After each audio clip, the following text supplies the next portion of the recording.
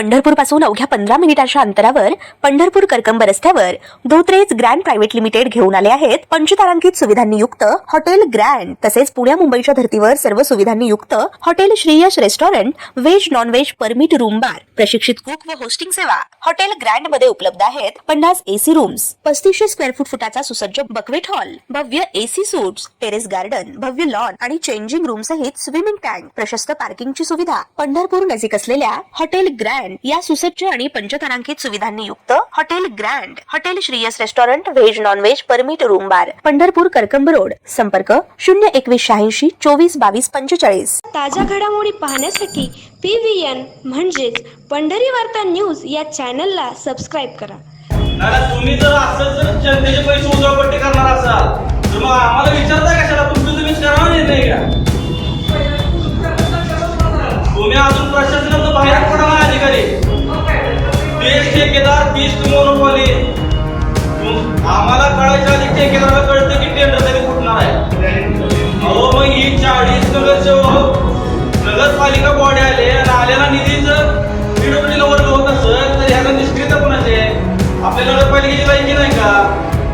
पंढरपूर नगरपालिकेच्या 9 जुलै 2026 रोजी पार पडलेल्या सर्वसाधारण सभेत यात्रा कालावधीत पंढरपूर नगरपालिकेच्या माध्यमातून करण्यात येणारी शहरातील रस्ते डांबरीकरण, खडीकरण व इतर अनेक विकास कामे आता सार्वजनिक बांधकाम विभागाच्या माध्यमातून करून घेतली जाणार आहेत। याकडे लक्ष वेधत मोठी नाराजीही व्यक्त करण्यात आली होती। तर नगरपालिकेस डावलणाऱ्या पालकमंत्र्यांचा निषेध करण्याचा प्रयत्न देखील या सर्वसाधारण सभेत झाल्याचे दिसून आले होते।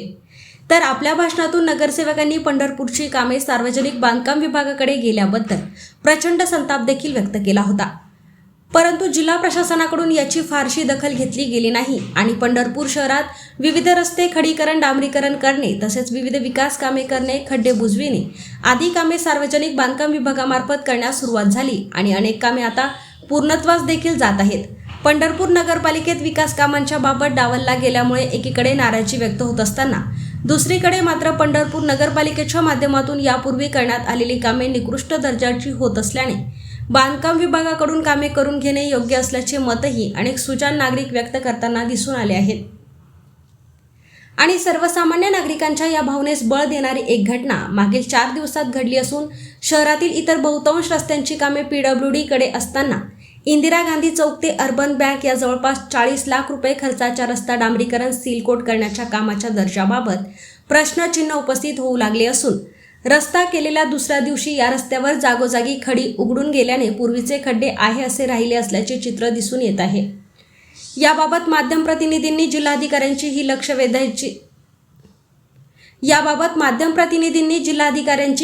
वेधल्याची दिसून आले। तर या रस्त्यावरून ये जा करणाऱ्या हीच काय नगरपालिकेच्या कामाची पद्धत असा सवाल देखील उपस्थित करण्यास सुरुवात केली आहे।